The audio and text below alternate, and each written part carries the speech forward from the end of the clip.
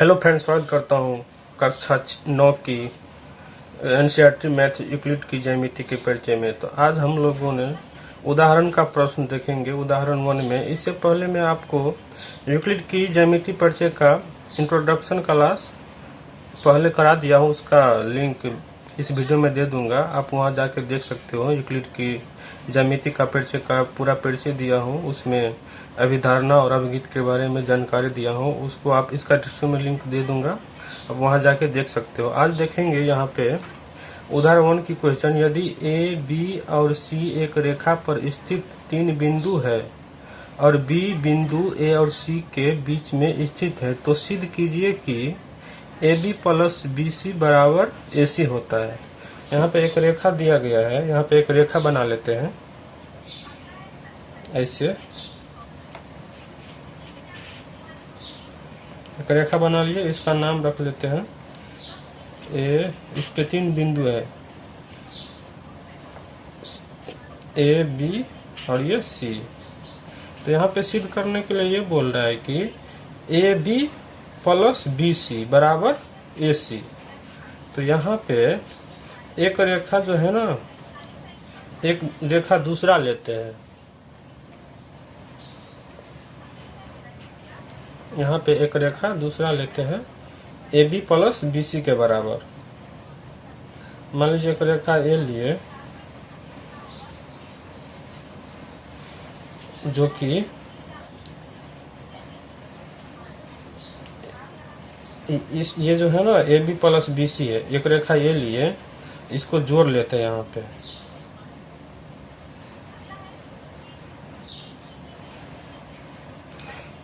एक रेखा ये ले लिए AB प्लस BC, इसको जोड़ लेते हैं। इस दोनों को जोड़ने के बाद इस पे रखेंगे तो ये इसको ढक लेगा, क्योंकि AB प्लस BC के बराबर रेखा लिए है।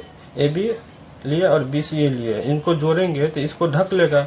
तो इसका मतलब ये इसका संपाती हो गया। तो ये संपाती हो गया, AB प्लस BC पूरा AC को ढक लेता है, ये संपाती हो गया।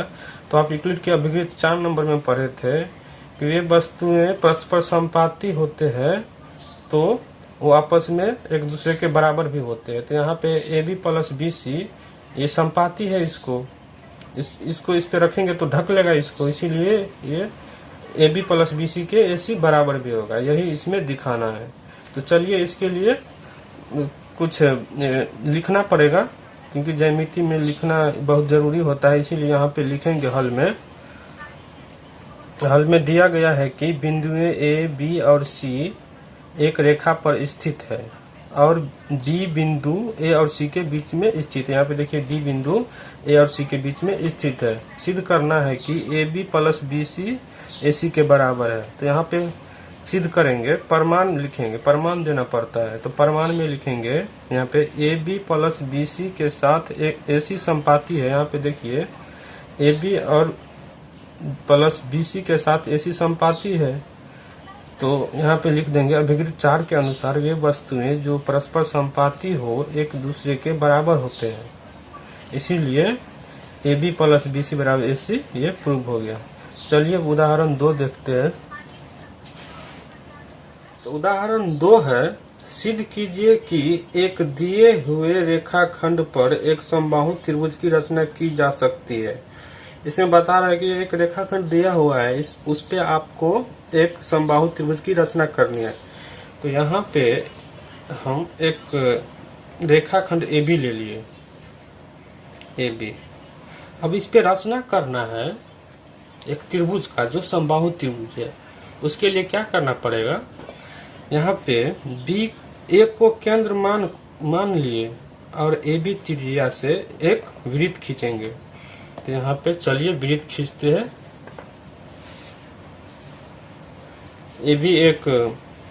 AB रेखाखंड माने, यहाँ पे एक वृत्त खींचते हैं इस तरह।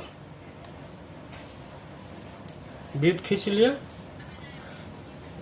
इसी प्रकार B को केंद्र मानकर एक AB त्रिज्या से, ये AB त्रिज्या है, उससे एक वृत्त और खींचते हैं।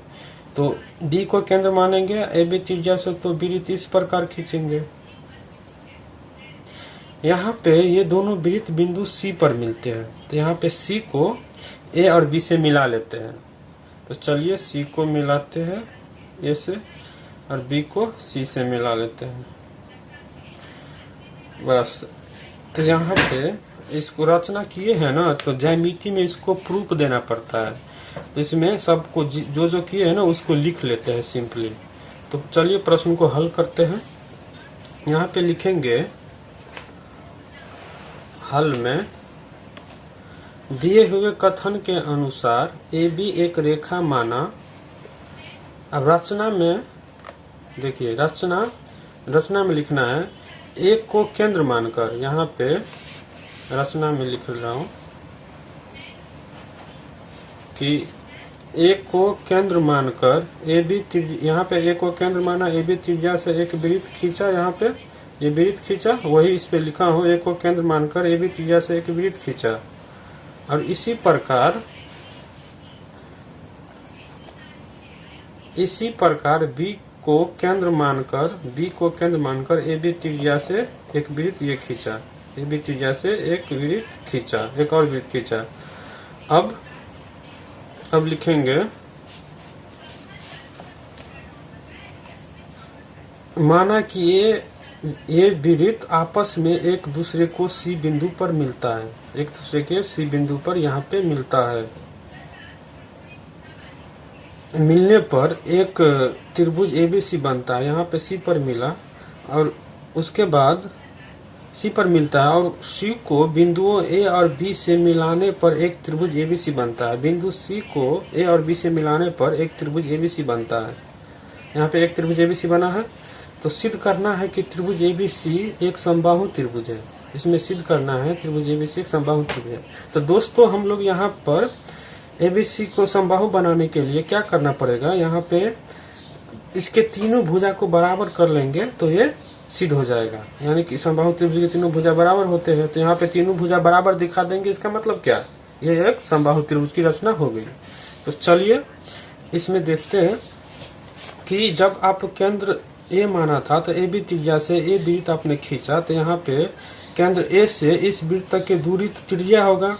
ये त्रिज्या भी इसी के बराबर है, क्योंकि ये इस वृत्त की त्रिज्या ये है। त्रिज्या मानकर हम लोग एक वृत्त खींचा था, इसीलिए इसके बराबर ए बी बराबर एसी होगा।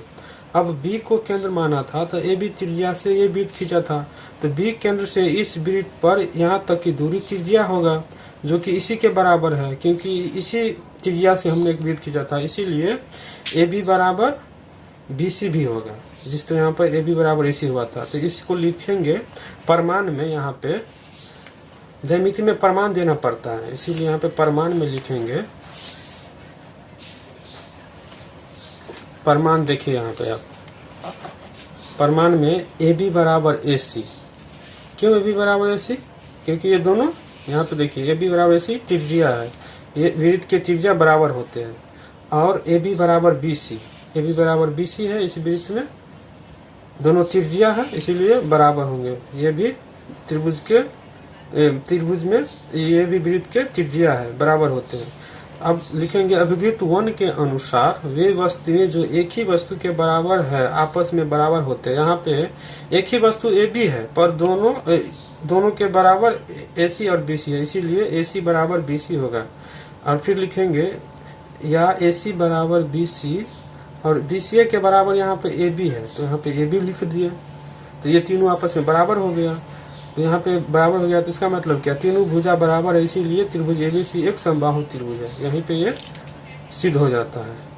Thank you friends.